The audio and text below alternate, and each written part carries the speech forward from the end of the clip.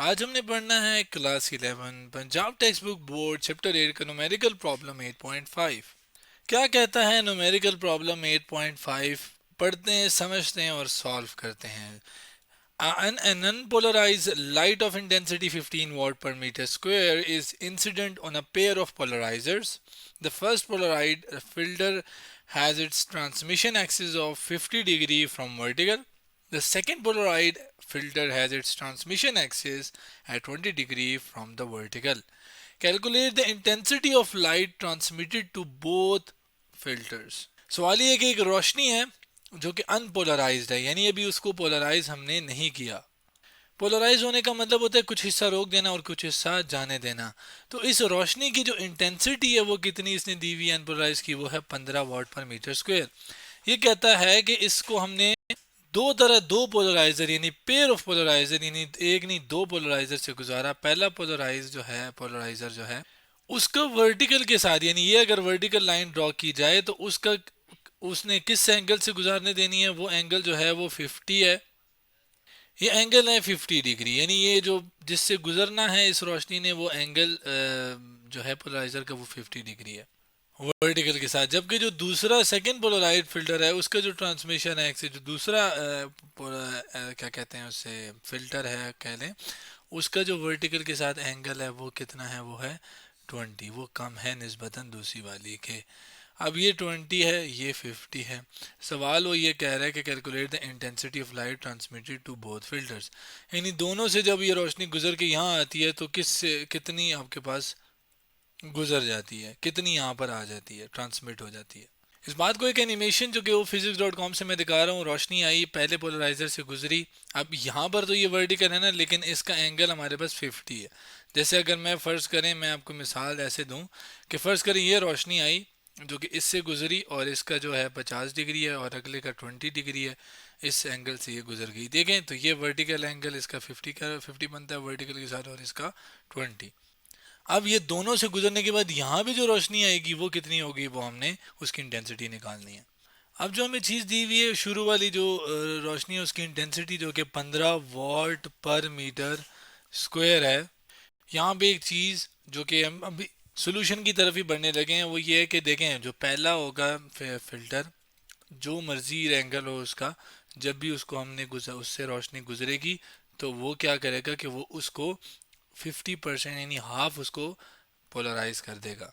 यानी यहाँ पर पोलराइज मतलब हाफ उसको रिड्यूस कर देगा, कम कर देगा। First polarizer always reduces the intensity of unpolarize to half. एक ऐसी रोशनी जो भी पोलराइज नहीं हुई हुई वो उसको हमेशा क्या करता है, हाफ कम कर देता है उसकी इंटेंसिटी को।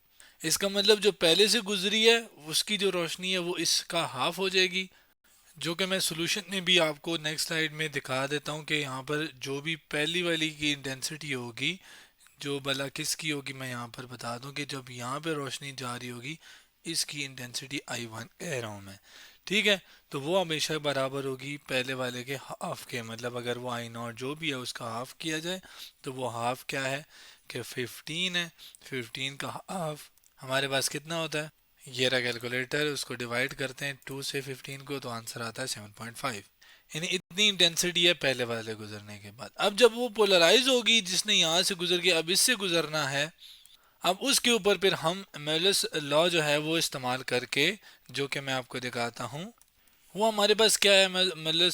मेलस लॉ वो ये है कि जो रोशनी आपने थ्रो करवाई है एक जो कि पोलराइज्ड होगी, अब रोशनी जो कि थ्रो कराई है उसको अगर आप कॉस स्क्वायर थीटा से मल्टीप्लाई करो तो आपके पास जो गुजर गई है रोशनी उसकी इंटेंसिटी आप निकाल सकते हो। इसमें इंटेंसिटी ऑफ ट्रांसमिटेड लाइट, अब यहाँ पे क्या है कि ये वाली I1 है जो कि हमने इस वाले फिल्टर के ऊपर थ्रो की है। तो यहाँ पर हम जो थ्रो की है वो I0 की बजाय वो हम क्या कर देंगे, यहाँ पर वो I1 कर देंगे। क्यों? क्योंकि अब वो जो शुरू वाली थी वो तो ऑलरेडी पोलराइज हो गई है और हमने पोलराइज ही चाहिए। ये पोलराइज लाइट के लिए है माइलस लॉ।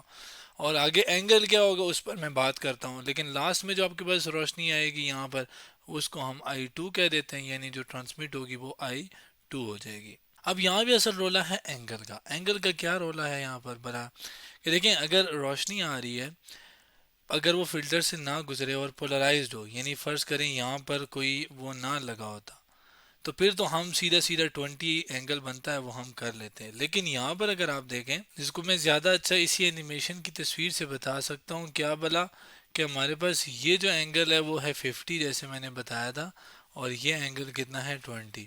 तो अब यहाँ से निकलने वाली रोशनी को अगर हम देखें तो वो इस 20 के लिहाज से अगर हम देखें तो वो, अगर ये 20 की लाइन है, फर्ज करें ये एंगल कितना है 20, तो वो ये वाला एंगल हमें देखना पड़ेगा, क्योंकि अब ये वाले एंगल के लिहाज से हमारे पास कुछ ना कुछ पोलराइजेशन होगी। अभी एंगल कितना है, सॉरी गलती से लिख दिया, ये एंगल कितना होगा जिसके लिहाज से ये पोलराइजेशन होगी, वो जाहिर है हम अगर टोटल से यानी ये पूरे से इसको माइनस करें, ये पूरा कितना है 50, 50 से 20 माइनस करें तो आंसर क्या आ जाएगा 30। यानी यहाँ पर हम एंगल जो निकाल लेंगे वो असल में बराबर होगा 50 माइनस 20, जो कि हम आपके पास बराबर होता है 30 के। तो 30 डिग्री हम यहाँ पे डालेंगे और उससे फिर कैलकुलेट हो जाएगा। क्योंकि वैसे एंगल जो होता है जो कि हम यहाँ पे डालते हैं उसमें ये होता है कि जो रोशनी जिसके साथ आ रही होती है वो वर्टिकल एक्सिस जो उसका बनता है वो हम एंगल पोलराइजर के एंगल के लिहाज से हम उसका देखते हैं। लेकिन यहाँ पर रोशनी आ ही 50 के लिहाज से रही है और यहाँ पे 20 है ऑलरेडी, तो फिर वो उसका जो डिफरेंस है वो हम करके पुट करेंगे। नेक्स्ट स्लाइड पे मैं आ गया हूँ, जस्ट वैल्यूज पुट करते हैं और सॉल्व करते हैं। अब इसके लिए जो इंटेंसिटी थी वो थी 07.5। आगे कॉज में एंगल अब हम क्या डालेंगे 30 और उसका स्क्वायर लेंगे और उसको आपस में मल्टीप्लाई करेंगे तो I2 की वैल्यू आ जाएगी। तो यहाँ पर सॉल्व करने के लिए मैं कैलकुलेटर यहाँ ले आया हूँ। 30 का हम लेंगे कॉज और जो भी आंसर है उसका स्क्वायर, स्क्वायर लेने के बाद हम उसको मल्टीप्लाई करेंगे 7.5 के साथ। 7.5 आंसर क्या आता है फिर 5.6। 5.6 अब हमारे पास आ गई वॉट पर मीटर स्क्वायर, जो कि इंटेंसिटी होगी जब दूसरे वाले से भी गुजर जाएगी रोशनी, फिल्टर यानी 20 वाले से भी गुजरेगी, जो कि यहाँ पे अब वो और भी कम होगी। अभी यहाँ पर कितनी थी 15, यहाँ पे कितनी थी 7.5, अब और कम होगी और अब कितनी होगी 5.6। तो ये था हमारे पास न्यूमेरिकल प्रॉब्लम 8.5। तो आज हमने class 11 Punjab text book board का चैप्टर 8 का न्यूमेरिकल प्रॉब्लम 8.5 सॉल्व किया।